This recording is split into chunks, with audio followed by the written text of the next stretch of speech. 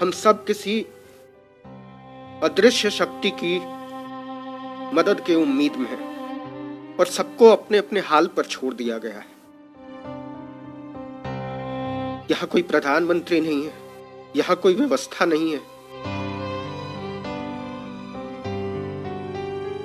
इस देश को नर्क बना दिया गया है और हम सबको इतना बेचारा बनाकर छोड़ दिया गया है जैसे हमारी कोई अहमियत नहीं।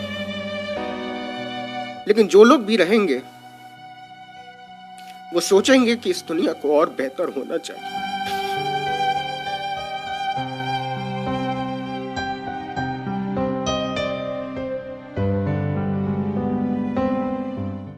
इंसानियत पर जो ये हमला हुआ है उसकी सूरत आज नहीं तो कल बदलेगी, बदलनी चाहिए। मैंने आज से पहले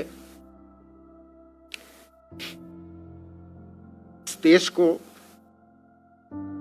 इस तरीके से लाशों के ढेर में बदलते नहीं देखा। हम इतने असहाय कभी नहीं थे। एक देश के तौर पर, इंसान के तौर पर, डेमोक्रेसी के तौर पर हम पूरी तरीके से निकम्मे, भ्रष्ट और बर्बर साबित हो चुके। हम में से हर एक आदमी अपनी नजरों में गिरा हुआ है।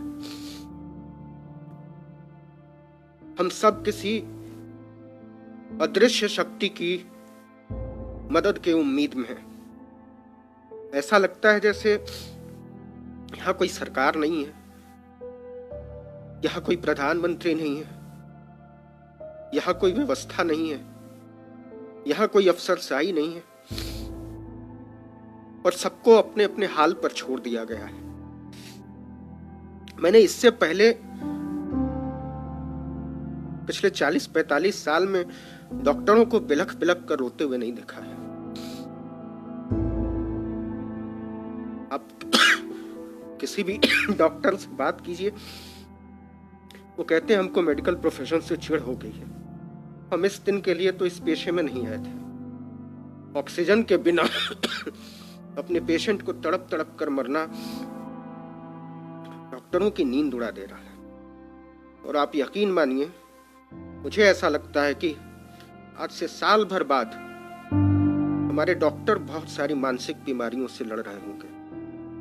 जो मौतें वो देख रहे हैं और जितने असहाय वो महसूस कर रहे हैं, इसके बाद जिस ट्रॉमा में वो जाएंगे उसका अंदाजा हमको और आपको नहीं है। इस देश को नर्क बना दिया गया है, इस देश को दोज़ख बना दिया गया है और हम सबको इतना बेचारा बनाकर छोड़ दिया गया है जैसे हमारी कोई अहमियत नहीं। खैर, वो वक्त शायद गुजर जाएगा और जब ये गुजरा हुआ वक्त हमारे सामने आएगा तो मुझे नहीं मालूम मैं रहूंगा नहीं रहूंगा, मुझे नहीं मालूम डॉक्टर मनीष रहेंगे नहीं रहेंगे, डॉक्टर सोनू रहेंगे नहीं रहेंगे। लेकिन जो लोग भी रहेंगे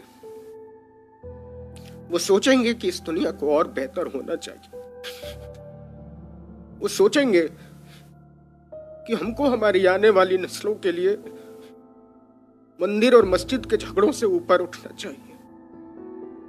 वो सोचेंगे और सोचना चाहिए कि इस देश को मंदिरों, मजारों, मीनारों की जरूरत नहीं है। हमको सोचना चाहिए इस देश को अच्छे अस्पतालों की जरूरत है, इस देश को अच्छे स्कूलों की जरूरत है, इस देश को अच्छे मेडिकल कॉलेजेस की जरूरत है, अच्छे डॉक्टर, पैरामेडिक स्टाफ की जरूरत है, दवाइयों की जरूरत है, बिस्तरों और वेंटिलेटर की जरूरत है।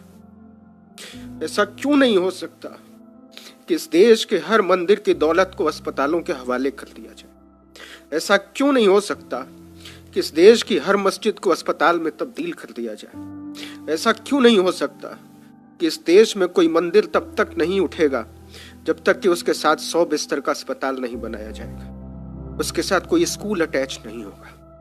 हमको सोचना पड़ेगा।